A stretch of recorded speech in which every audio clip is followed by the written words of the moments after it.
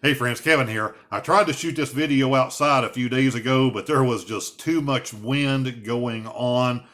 It was windy and rainy, and the wind just started coming in gust out of anywhere. So that's the way it goes sometimes when you're trying to do these videos outdoors. But I wanted to cover this stuff for you as far as whether you need a solar panel with a Jackery or a Goal Zero or any of these other portable power stations, because the answer isn't the same for everyone. It's going to depend on what part of the country you're in, what part of the country you're going to be traveling to, and the type of traveling or camping or adventuring that you do, whether you need solar panels with these portable power stations. So I'm going to give you very specific examples here so you'll know if it's something that you need for your adventures. So let's get to it. Now, with these portable power stations, if you already have one, you know this. There's three ways to charge these things. You can charge them at home in a wall outlet before you go on a trip. You can charge them while you're on a trip through your cigarette lighter or any other 12 volt. While you're driving up and down the road, they will slowly recharge. And the third way is you can have a solar panel, either permanently mounted, although most people don't do that, or you have a fold out set of solar panels that then hopefully, if it's something like summertime, you can get your van under some shade, and 20 feet away, you can have the solar panels in the sun. So while you're sitting there camping during the day, the solar panels will slowly recharge your Jackery or Goal Zero or whatever brand of power pack that you're using. Now, with that said, basically what I do and what most people do, of course, you have this thing as fully charged as you can before you take off. But this is where it gets into your type of camping. Now, I've been in the middle of desert and I've been out there on the free government land in Arizona for weeks at a time, a month here, a month there on trips. And that's great. And a lot of people will go out to those places, and they are the type of people, they just enjoy being there and they enjoy trying to do this stuff simply. And they are the type of people who are going to go out once a week, maybe, and go to whatever little town there is or the one little store in a town to get some supplies. Now, if you're that type of person, even if you're going to be there during the winter months because there's so much sun in New Mexico, Arizona, Southern California, places like that, and you're not the type that's going to be driving your van every day, then one of those fold out solar panels is going to be great for you because you're going to need to recharge every day that you're out to make up for what you use at night.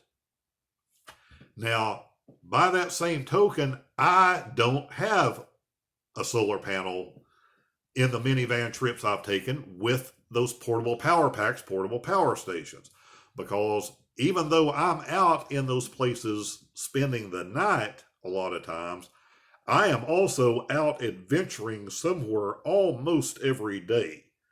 It is rare that I spend a day, night, another day, another night in the same area. That's just me. I may come back to the same area, same type of camping spot, same part of the desert or whatever. So, I'm out during those sunny parts of the day anyway, so it doesn't do me any good to even have these panels like that with me. So if you're the kind of traveler like me, you really don't necessarily need them. So a lot of this, like I said, it's going to depend on your style of travel, your style of camping. And I put links down below, and I appreciate people going to the description and going over to Amazon or different links I have and checking on prices and sometimes buying something, and I make a few dollars, but I don't want you buying things that you really don't need, or I don't want you buying bad products, which is why I try to steer you away from some things and some brands on here sometimes. But back to the solar panels, the foldable solar panels to go with these portable power stations, there's nothing wrong with having them as long as you're going to use them. But in general, what you use overnight, unless you're really draining that thing, Just driving around during the day is going to be fine. You know, while you're out running errands or while you're out exploring or you're going to your next camping spot 50 miles down the road or whatever it happens to be, you're going to have that thing recharged enough in order to get through the next night. So I know this has answered a question that a lot of people have, and a lot of people have on forums and things. But down in the comments below, put any questions that you have. If you already have one of these things, great. Or if you don't have one and you're thinking about getting one. And of course, you know, I've done these other videos on what they'll power and how to figure out your power requirements and different things. But if there's something about that you don't understand or something you have a question on, or hey, can I power this off of this? Feel free to ask that down below. You know, I read all the comments and I respond to almost all of them eventually. And I have no problem, you know, trying to help you out and point you in the right direction, because that's the whole point for what I do here, is to walk you around the mistakes that I made early on and the money that I wasted early on the things that I didn't need. So hopefully it'll help you end up with the things that you really do need in order to do your travel, your adventuring, part-time, full-time, in your minivan, cargo van, whatever it is, but so you can enjoy yourself the way you want to.